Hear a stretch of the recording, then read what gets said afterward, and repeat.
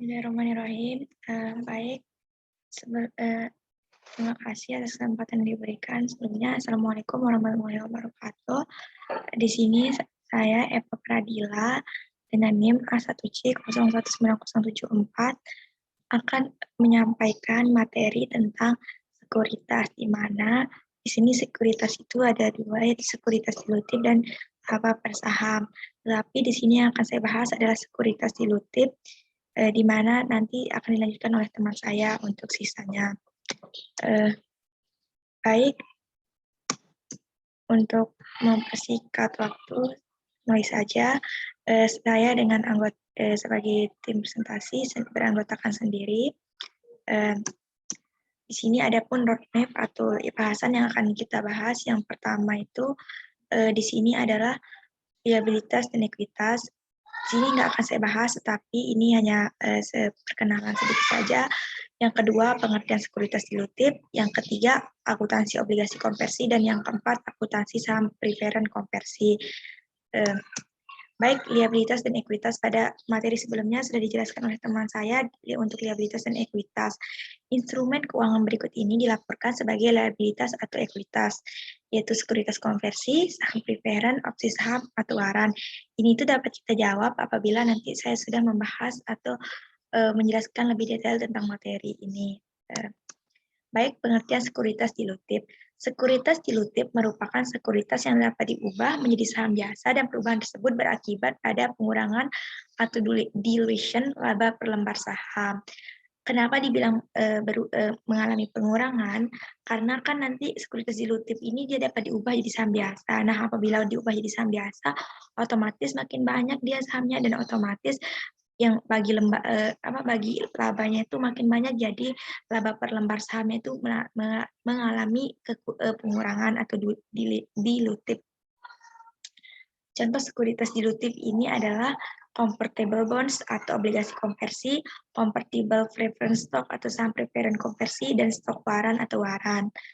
Di sini yang akan saya bahas yaitu obligasi konversi dan saham preferen konversi. Yang pertama, akuntansi obligasi konversi. Obligasi yang dapat diubah menjadi sekuritas perusahaan lainnya disebut sebagai obligasi konversi. Obligasi konversi memiliki karakteristik yaitu satu, memiliki keunggulan sebagaimana yang dimiliki pemegang obligasi dalam bentuk pengembalian pokok dan bunga yang dijamin pembayarannya. Kedua, memiliki hak khusus untuk menukarkan obligasi tersebut dengan saham. Perusahaan menerbitkan obligasi konversi pada umumnya karena alasan-alasan sebagai berikut. Yang pertama, untuk memperoleh modal tanpa menyerahkan kendali kepemilikan lebih dari yang diperlukan. Yang kedua, memperoleh pembiayaan utang yang lebih murah dari biayanya. Adapun cara untuk implementasi metode implementasi dari ini adalah dengan with and without, karena kan tadi sudah dijelaskan apakah maksud liabilitas atau ekuitas.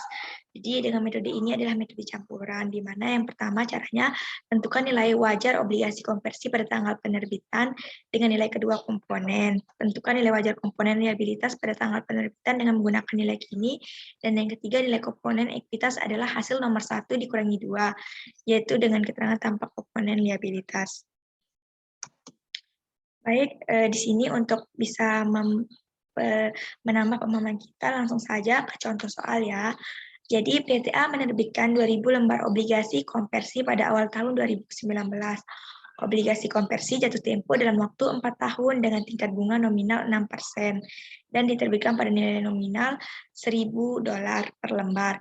Perusahaan mendapatkan perolehan senilai $2 juta dari penjualan obligasi konversi ini. Bunga dibayar setahun sekali tiap tanggal 31 Desember. Dan setiap lembar obligasi ini dapat ditukar dengan 250 lembar saham biasa dengan nilai per $1 per lembar. Tingkat bunga pasar untuk obligasi sejenis adalah 9%. Nah, untuk menjawab tadi, maka di sini kita menggunakan metode with and without, maka nilai masing-masing komponen dihitung sebagai berikut. Yang pertama itu kan caranya tentukan nilai wajar obligasi konversi pada saat penerbitan. Nah, nilai wajar konversi pada saat penerbitan itu yaitu $2 juta. tentukan nilai wajar komponen liabilitas pada saat penerbitan. Yaitu kita cari present value pokoknya 2 juta dikali 0,70843, di mana ini itu didapat dari nilai present value, yaitu N-nya kan 4%, I-nya 9%. Dan yang kedua itu nilai present value bunga, yaitu 120.000 dikali 3,23972. Ini juga didapat dari N sama dengan 4 dan I 9%, tetapi di sini adalah present value bunganya, yang dimana nilainya adalah 1.416.860 dan 388.766. Ini tuh kita jumlahin hasilnya 1.805.626. Setelah itu baru untuk tentukan nilai wajar komponen ekuitas pada saat penerbitan, kan tadi sudah dibilang, yaitu nomor 1 dikurangi nomor 2, jadi 2 juta dikurangi 1.805.626 sama dengan 194.374 nilai wajar komponen ekuitasnya. Nah, ini teman-teman bisa melihat ya, tadi kan present value yang untuk pokoknya yaitu 0,700 kan tadi I-nya 4% dan N-nya 4 dan I-nya 9%, berarti I-nya digunakan. Nah, begitupun dengan soal-soal seterusnya yang seperti ini. Ini yang untuk bunganya, tadi kan 4% sama 9%, 3,2397. Nah, baru sekarang, jurnal yang dibuat perusahaan pada saat menerbitkan obligasi konversi itu adalah kas 2 juta, pada hutang obligasi 1.805.626.000, agio saham ekuitas konversi yaitu 194.374. Nah, di sini kita buat dulu agio saham yaitu ekuitas konversi. Kenapa enggak liabilitas? Ya karena kan belum ditukarkan, nanti kalau ditukarkan lagi beda lagi. Jadi kan ini asumsinya pada saat menerbitkan. Nah, untuk kan tadi sudah dijelaskan bahwa perusahaan itu bisa mengonversi obligasi tersebut, tetapi caranya itu ada banyak, teman-teman. Yang pertama itu bisa dilunasi pada saat jatuh tempo, yang kedua dikonversi menjadi saham biasa sebelum jatuh tempo, yang ketiga dikonversi sebelum menjadi saham biasa sebelum jatuh tempo, dan yang keempat dilunasi sebelum jatuh tempo. Nah, 4 keadaan ini akan saya jelaskan satu persatu untuk soal tersebut. Apabila perusahaan melunasi obligasi konversi dilunasi pada saat jatuh tempo, maka jurnal yang dibuat adalah bila obligasi tidak dikonversi pada saat jatuh tempo, maka jurnal yang dibuat itu adalah hutang obligasi pada kas. Jadi di sini kita bayar aja gitu, karena kan nggak kita obligasi, karena kan dilunasi pada saat jatuh tempo, nggak dikonversi. Jadi setiap ada bunga itu dicatat dah di dia ditambah gitu. Jadi yang penting kita buat ini Pak jurnalnya. Nah, ini jumlah yang sebelumnya dialokasikan ke ekuitas sebesar 194.374 dapat dibiarkan dicatat dalam akun agio saham, yaitu ekuitas konversi, atau ditransfer ke akun agio saham biasa. Jika perusahaan memindahkan saldo ke akun agio saham biasa, maka jurnalnya yang dibuat adalah sebagai berikut. Agio saham ekuitas konversi pada agio saham biasa 194.374. Baik, yang kedua obligasi konversi dikonversi pada saat jatuh tempo. Bila obligasi dikonversi pada saat jatuh tempo, maka jurnal yang dibuat perusahaan adalah yang pertama itu hutang obligasi pada agio saham ekuitas konversi, yaitu hutang obligasinya 2 juta dan agio saham ekuitas konversinya 194.374 pada modal saham biasa, agio saham biasa 500, dan ini agio sahamnya ini 1.694.374. Nah, di mana untuk hutang obligasi kan tadi sudah ada pada soal 2 juta, agio saham ekuitas yang dikonversi sudah dihitung sebelumnya 194.374, dan modal saham biasa ini kita dapat dari soal tadi, di mana 250 dikali dengan 2.000 saham yang sudah dikonversikan dan dikali dengan 1, sehingga hasilnya itu 500.000. Agio saham ini adalah yang ada pada akun debit dikurangi sama 500.000, makanya dia jadi 1.664.374. Bila footnote, bila obligasi dikonversi sebelum jatuh tempo, maka perusahaan memperhatikan nilai buku obligasi konversi pada saat pelunasan. Baik, di sini apabila perusahaan menggunakan obligasi konversi dikonversi sebelum jatuh tempo, maka perusahaan perlu memperhatikan nilai buku obligasi konversi pada saat pelunasan. Nilai bukunya itu dapat dihitung melalui tabel amortisasi sebagai berikut. Ini namanya schedule of bond amortization atau effective interest method 6% bond discount at 9%. Nah, di sini date-nya, tanggalnya, cash paid-nya, interest expense-nya, diskon amortisasinya, sama carrying amount of bonds-nya. Jadi pada tanggal 1 Januari 2019 itu ini senilai 1.805.626. Nah, ini itu cara dihitungnya itu ini kita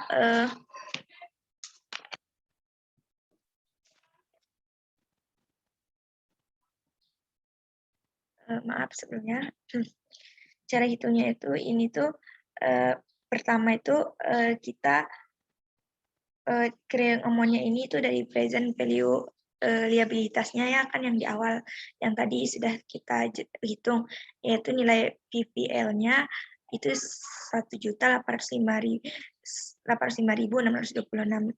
Nah, di mana sekarang untuk menghitung cash paid-nya itu sudah ada di soal tadi 120.000 nilainya, dan sekarang untuk menghitung interest expense-nya itu kan ini 99%, maaf 9% itu kita kali dengan 1.856.626 ini sama dengan didapat 162.506. Baru diskon amortisasi ini itu ini dikurangi carrying amount dikurangi sama interest expense hasilnya maksudnya interest expense dikurangi cash paid hasilnya 442.506.